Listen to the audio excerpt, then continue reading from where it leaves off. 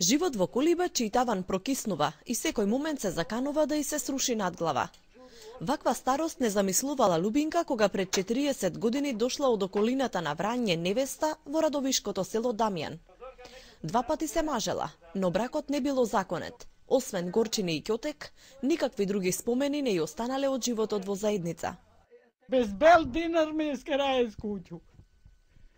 Без бел динар. Јадеш ли? Секој ден имаш ли храна? Абре, немам. Немам, рали ме село. Маринко, највиш. Највиш ме рали, Маринко. Njemu ću mu priznam Маринко секоја недела доаѓа од Радовиш да ја донесе храна на несрекната жена. Бара институциите да ја помогнат, зашто во осаменото село има се помалку жители и ниту една продавница. Дури и да има пари, таа нема од каде да купи основни намирници.